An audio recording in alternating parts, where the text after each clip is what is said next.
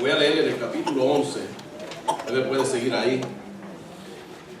Voy a hablar ya como a mitad del versículo, cuando el autor en el versículo 32 del capítulo 11 de Hebreos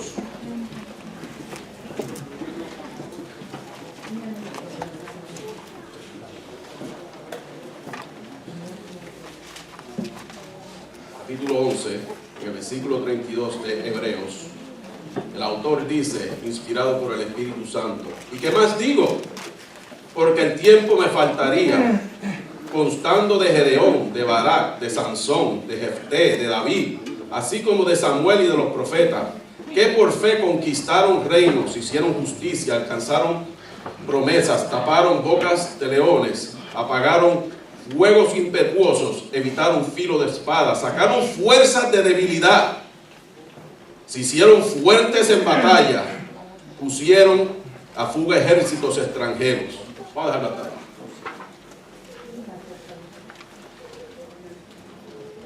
En estos tiempos que estamos viviendo, hermanos, es muy importante que seamos fuertes. Y eso es lo que yo quiero hablar hoy. Yo quiero empezar sobre el autor del libro de Hebreos, que se desconoce, ¿verdad? ¿Quién es? Se desconoce el verdadero autor del libro de Hebreos, pero eso no tiene mucha relevancia. Unos dicen que fue Pablo, otros dicen que fue Apolo, otros dicen que quizás Pablo dictó, otro escribió, yo no sé, no se sabe. Lo importante es que la palabra de Dios es viva y eficaz, y más cortante que las espadas de dos filos, pues penetra hasta partir el alma y el espíritu, las coyunturas y los tuétanos, y discierne los pensamientos y las intenciones del corazón. Eso es lo importante. Lo importante es que toda la escritura es inspirada por Dios y útil para enseñar, para reprender, para corregir y para instruir en la justicia, a fin de que el siervo de Dios esté enteramente capacitado para toda buena obra. La primera está en Hebreos 4:12, la segunda está en 2 Timoteo 3:16. Y usted me puede preguntar, hermano, ¿por qué usted dice eso? Es muy importante, hermano, que usted no se deje mover de lo que hemos creído por tantos años. Amén. No es importante a veces. Yo últimamente he oído, no aquí, en sitio, gente debatiendo si esa Biblia es, si esa Biblia no es, si ese versículo está, si ese versículo no está. Mira, hermano, hay que tener mucho cuidado, porque usted tiene que entender que le servimos a un Dios real, un Dios que no es desorganizado, mucho menos loco. No, yo no creo que Dios dio una palabra que después dijo, ea, y ahora cómo yo le llevo la palabra a los chinos. Ahora Dios dice hoy, ¿y cómo yo le llevo la palabra a los de habla hispana? ¿Y cómo yo le llevo la palabra a los rusos? ¿Usted cree que Dios no tenía todo organizado? Entonces yo creo que lo que hemos recibido hasta ahora es de parte de Dios. Dios le habla, y hay muchas cosas que no podemos entender y son debatibles y no es malo. Pero yo entiendo que lo que hemos recibido, las escrituras que hemos recibido, están como Dios quiso que nosotros las recibiésemos. Así que no se deje confundir. Hay mucha gente que a veces, con los testigos de Jehová, por lo menos, ellos vienen donde ti y el debate de ellos es, tú tienes muchos versículos que no están en los manuscritos más antiguos. ¿Y es verdad? Y a veces uno se queda trancado, ¿y ahora qué digo? Entonces, usted le tiene que decir, y tú tienes muchos versículos que están cambiados. Entonces usted le dice esto, vamos a hacer algo. Yo no voy a usar los que no están en los manuscritos más antiguos, y tú no vas a usar los que tú has cambiado. Vamos a usar los que tú y yo tenemos en común, y vamos a ver quién tiene la verdad. Y vamos a ver si Jesucristo no es real o no es real. Esta es la palabra de Dios. Entonces no hay que estar con muchas cosas, hermano. Esta es la palabra de Dios. Estoy diciendo esto porque estamos viviendo tiempos muy peligrosos, y la fe de nosotros va a ser probada como nunca antes. Alabar a Dios es bueno. Orar es bueno. Ayunar es bueno. Asistir a la iglesia es bueno. Pero tú tienes que mantenerte firme, venga lo que venga. Déjame decirte algo, y a lo mejor tú te puedes sorprender. La oración no te salva. El ayuno no te salva. Congregarte no te salva. Ay, hermano, que tú estás diciendo, no, salva la sangre de Jesucristo y mantenernos fieles en su camino. La oración te fortalece a mantenerte en ese camino. El ayuno te fortalece a mantenerte en ese camino. La congregación te fortalece a mantenerte en ese camino. Pero hay muchos que oran y no están en el camino. Hay muchos que leen la Biblia y se la saben de arriba abajo y no están en el camino. Hay muchos que brincan y saltan y no están en el camino.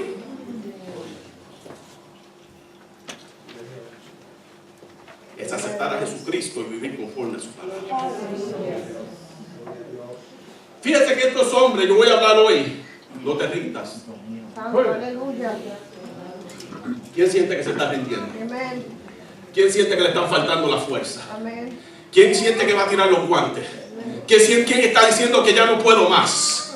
Ya no puedo más. Estoy por dejar los caminos del Señor. Estoy por dejar la iglesia. Estoy perdiendo el gozo. Estoy perdiendo el primer amor.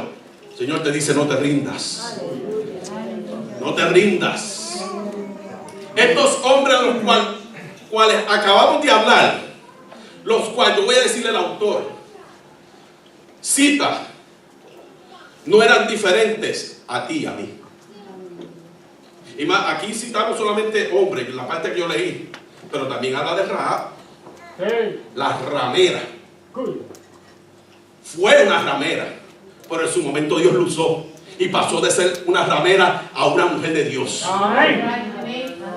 Y aparece aquí como una mujer de fe. ¡Wow! No eran perfectos estos hombres. Eran hombres con debilidades y faltas. En Santiago, o Jacobo, él dice en el capítulo 5 que Elías era un hombre sujeto a pasiones como las tuyas y como las mías. Pero cuando tuvo que trabajar para Dios y cuando tuvo que confiar en Dios y tuvo que decirle en el nombre de Dios no va a llover, no llovió. Pero no era un superhombre, no era una supermujer. Son hombres de carne y hueso, igual que tú y yo. Mire, este hombre aquí menciona esto como héroes de la fe y fueron héroes de la fe. Pero yo le voy a decir algo que quizás usted no lo había pensado, porque no es solamente mencionarlo, váyase a la historia de esos hombres que él menciona. Están en la Biblia. Gedeón, antes de ser el héroe que fue, era un hombre tímido y temeroso. Porque cuando tú lees el libro de Jueces y te vas a la historia de Gedeón, cuando venía el enemigo a atacar, dice que Gedeón recogía sus cosas y también se metía para la cueva con todo el mundo. Es más adelante, después que Dios le habla y le dice, yo te voy a usar a ti. Este hombre tímido y como que no le ponía a prueba al Señor, no es malo. Pero aún después que Dios le habla y ya cuando está frente al enemigo para atacar, Dios conociendo dice, oye, este Gedeón es un cobarde. Gedeón, pero ¿cuántas veces te voy a decir que yo estoy contigo? Dios le habla, léalo en el libro de Jueces y le dice, si aún tienes miedo, Gedeón, vete y baja y oye lo que ellos hablan para que cobre fuerza, para que veas que yo estoy contigo.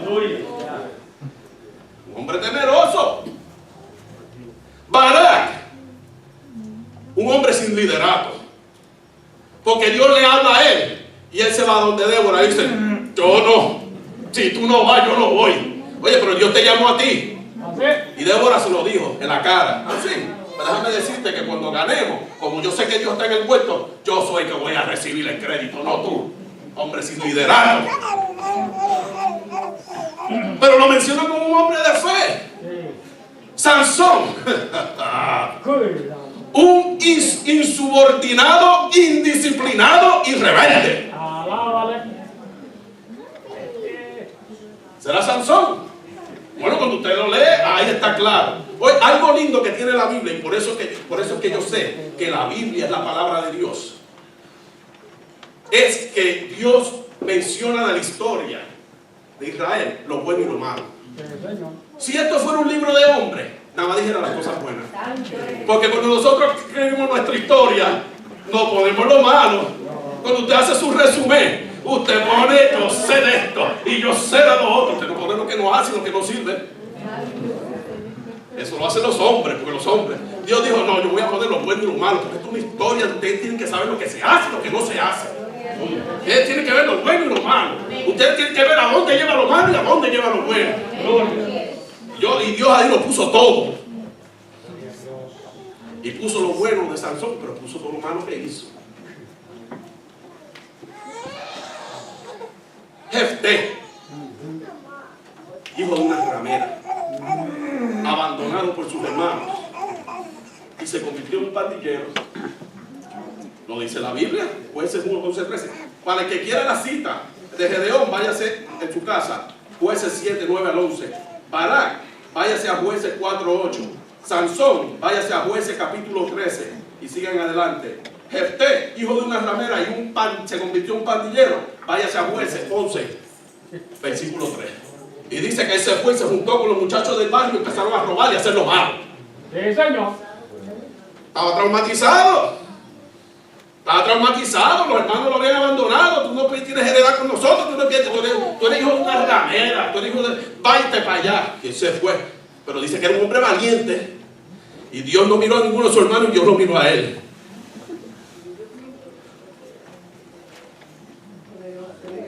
Dice la pastora. La historia después usted la lee calladito en su casa y usted se va a dar cuenta quiénes fueron a buscarlo a él después. Porque Dios es así. Por eso, mira, esa debilidad que tú tienes, Dios quiere trabajar con ella.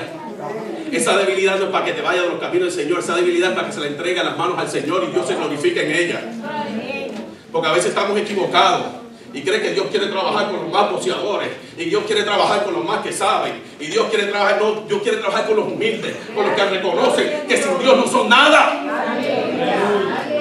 Dios quiere trabajar con los débiles, no los débiles para cometer pecado, sino los débiles que reconocen que las fuerzas vienen de Dios, que las fuerzas no son humanas, porque con fuerzas humanas no vences.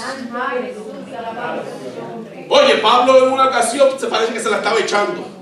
Pablo tenía visiones, y Pablo tenía revelaciones, y Pablo predicaba, y Pablo sanaba, y Pablo hacía. Y el Señor le mandó un aguijón. Eso está en segunda, ¿verdad? De Corintios, por allá, en capítulo 12. Dios le mandó un aguijón y dijo, Pablo, entonces 3 veces le he orado a Dios que me quite esto, pero el Señor me dijo, bástate mi gracia. Porque mi poder se perfecciona en las debilidades del hombre. Entonces Pablo dijo, pues entonces yo no me voy a gloriar de lo que sé, yo me voy a gloriar de las debilidades, para que Dios siga dándome, porque si yo soy débil, entonces soy fuerte en Dios, aleluya. Porque si yo digo yo no puedo, pero Dios puede, entonces ven, puedo vencer. Quizás tú no has podido vencer porque tú estás tratando y luchando por ti mismo. Es tiempo que digas yo no puedo y te rindas a los pies de Dios y le digas, hoy te entrego mi debilidad, glorifícate en mi vida. ¿Cuál es tu debilidad? Entrégale tus debilidades al Señor hoy y de una vez y por todas ríndete a los pies de Dios. David, un hombre conforme al corazón. Oye, estoy hablando de estos hombres que citó, hombres de la fe. Sí, señor. Hombres conforme al corazón de Jehová. Sin embargo, fue un asesino. Primera Crónica 28 se lo dijo Dios mismo. No te creas que tú me vas a construir el templo. Tú has derramado mucha sangre. Y Samuel tenía algo. Sí. No, Samuel era perfecto, ningún hombre perfecto, solamente Jesucristo. Es el único hombre que ha podido venir sobre la tierra y caminar y ser probado en todo y no pecar. El único hombre que ha sido perfecto en todos sus caminos es Jesucristo, nuestro Salvador. A Él sea la gloria. Samuel era un consentidor de sus hijos.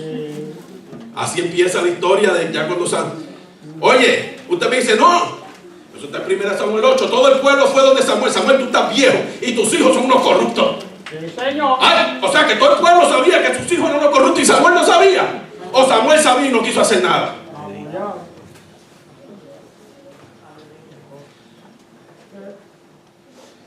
Pero estos hombres tuvieron algo en común. Sí, señor. con todos sus defectos, confiaron en Dios. No se rindieron y Dios los usó para su gloria. Por eso Jesús, en Mateo, versículo 19, cuando se le acercaron los niños, ¿se acuerdan? Y se los quisieron quitar. Fíjense que Jesús dijo, no le impidan que los niños vengan a mí, porque de los tales es el reino de los cielos. O sea, ¿cómo son los niños? Número uno, son sin malicia. Malicia no puede ir con el cristiano. Pero número dos, son débiles. Yo veo a Raymond Jr.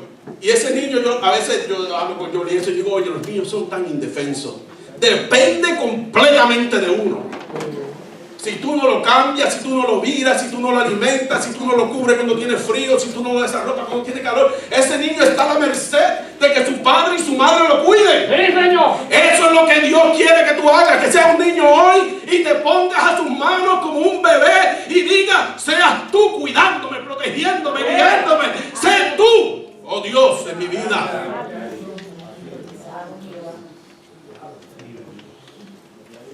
Gloria. Fíjate que la carta de los hebreos se escribe a un grupo de judíos. Esto es muy importante que usted lo sepa. Porque esto de que él está hablando de este grupo de hombres, el autor no lo está diciendo por casualidad. Él no citó esto a lo loco. Lo que pasa es que el autor viene trazando una línea para animar a un grupo de unos judíos convertidos al cristianismo. Quizás no era un judío directo, quizás era un judío de familia, de generaciones, pero tenían tradiciones judías y se habían convertido al cristianismo. Y parece que la presión misma de los judíos radicales y del imperio romano le estaba haciendo tanta presión que ellos estaban por dejar el camino y rendirse, como hay muchos hoy en la iglesia, que la presión de grupo los tiene afuera, que la presión del mundo los tiene afuera, que la presión de las modas los tiene afuera, que la presión de la droga los tiene atados, que la presión de la pornografía los tiene atados. Y hay tantas presiones que chocan contra el cristiano para que el cristiano se desanime, se rinda y se pierda. Y fíjate que a mí me gusta hablar de la salvación, porque para eso vino Jesucristo, para salvar, no para que nadie sea condenado. Pero parece que a ciertos cristianos ya es tiempo que se le diga, si no te arrepientes te vas a ir para el infierno. Santo eres Jesús, aleluya. Es tiempo que se le diga a ciertos cristianos, el infierno es real. El infierno arde y es un sufrimiento y es una agonía. Es un ay por el resto de la eternidad. Ay, hermano, ya usted está predicando para meter miedo. No estamos predicando la realidad. Hay cristianos que hay que sacudirlo y decirle, ¿por qué? Y de una vez por todas. ¿Tú no entiendes?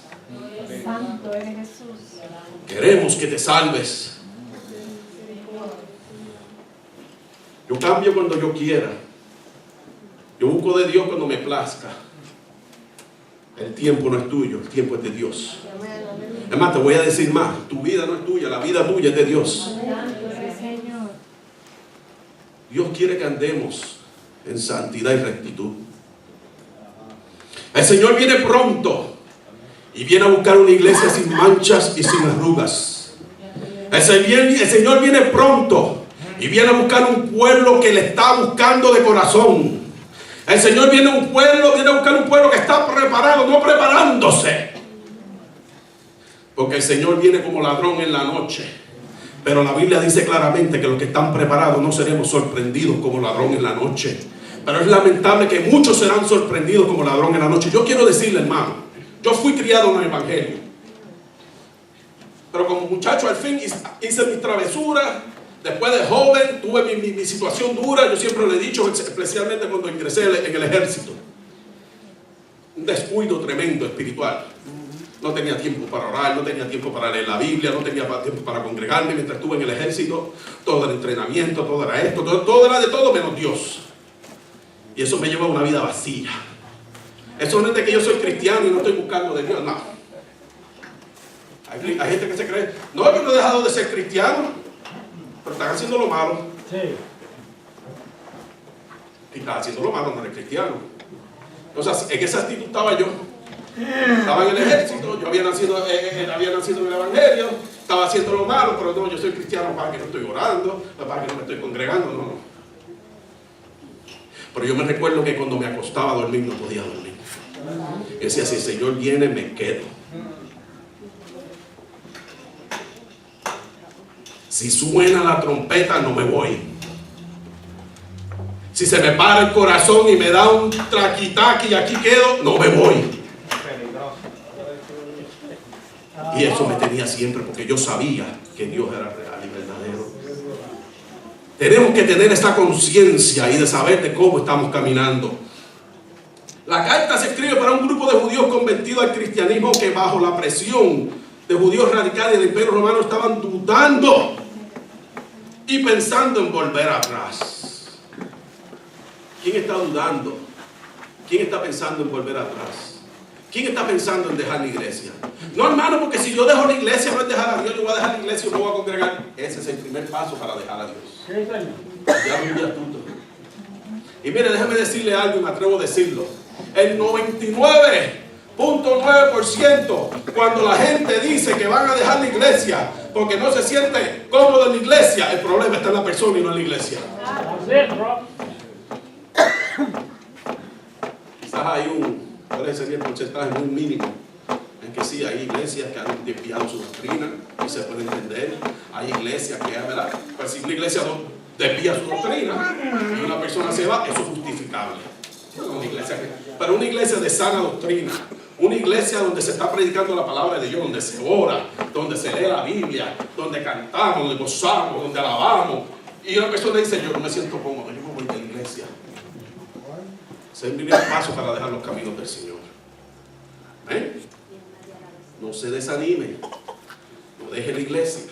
Hermano, yo nunca he pensado dejar la iglesia, amén. Por si alguien ha pensado dejar los caminos del Señor. ¿Qué hacemos entonces para mantenernos en el camino? Debemos poner más interés en el mensaje de salvación que hemos oído. Hay que poner más interés en la salvación para no apartarnos del camino que Dios nos señala. Poner más interés en la salvación es tú entender como cuando Jesucristo dijo aquella parábola. Lo dijo, el reino de los cielos es como un terreno que tiene un tesoro. Y un hombre va y lo encuentra y vende todo lo que tiene y va y compra aquel terreno para asegurarse de tener el tesoro. La salvación hoy en día como que yo no sé si se tiene o no se tiene con el valor que se tiene que tener. Lo más importante, mira, por encima de tu esposa, por encima de tu esposo, por encima de tus hijos, por encima de tu trabajo, por encima de todo lo que tú puedes tener, es la salvación de tu alma.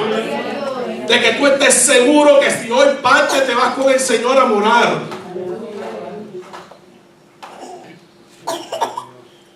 Tú tienes que estar, mira, no salgas de aquí hoy si tú no estás seguro de tu salvación. O seguro de tu salvación. No salgas, no salgas. Te lo estoy diciendo, no salgas. No, hermano, es que nadie, solamente Dios sabe quién se ha de salvar. Mentiras. Eso es cierto. Dios sabe, pero tú también sabes. Amén. Si alguien sabe cómo tú estás viviendo tu vida, eres tú. Por eso, hermano, cuando aquí se dice, nos vamos con el Señor, toda la iglesia debería decir amén. Si tú no eres capaz de decir un amén que retumbe aquí, tienes que analizar tu vida. ¿Por qué tú no puedes decir un amén? Cuando decimos cuánto nos va, es que eso a usted no le importa, hermano. O es que tienes miedo, hermana. Sí, porque hay gente que se ponen así. Cuando están mal delante del Señor se ponen guapos. Hermano, yo pasé por eso. Ponen guapos. Eso no le importa a usted. Eso no son asuntos de usted. Pero es tratando de esconder todo ese pecado que te está aplastando, todo ese pecado que te hace sentir mal. Entonces uno pone una barrera para que nadie se le acerque. Porque tú sabes que estás mal.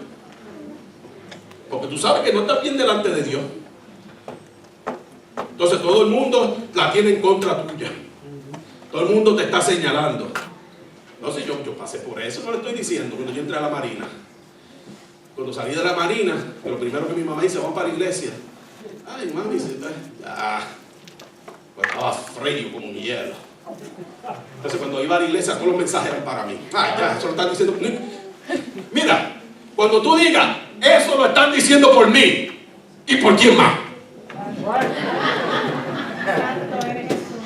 Porque si tú te diste cuenta que te afectó, eso fue para ti.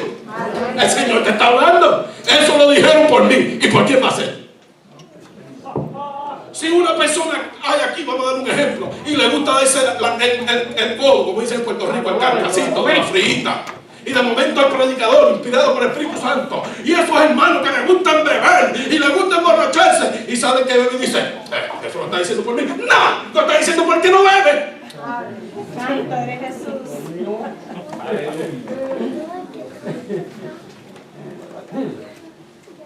Mire, Dios revela muchas cosas. Lo que pasa es que Dios es un Dios de misericordia. Dios revela. ¿Usted se cree que esos pastores que están ahí no ven? Y Dios no les revela situaciones. Lo que pasa es que Dios es un Dios de misericordia. Y quiere traerte con puertas de amor. Quiere traerte, ¿verdad? ¿Será que tendremos que volver a esos tiempos antiguos donde los padres... Oye, yo aquí en Taidán fue que yo oí eso. Y yo decía, yo orando ahí, cuando oía, iban a decir eso. Y decía, Dios mío, así oraba mi abuela. Que pase lo que pase, pero que se salven mis hijos. Aleluya. Que sea como sea, pero que mis hijos se salven, oh Dios. Mi abuela oraba así. Mira, Señor, a mí no me importa más nada. Yo lo único que quiero saber es que mis hijos se salven. Y decían así, uno dice, ay, eso eran los viejos de antes. Y si te lo tienes que llevar, pero llévatelo sano.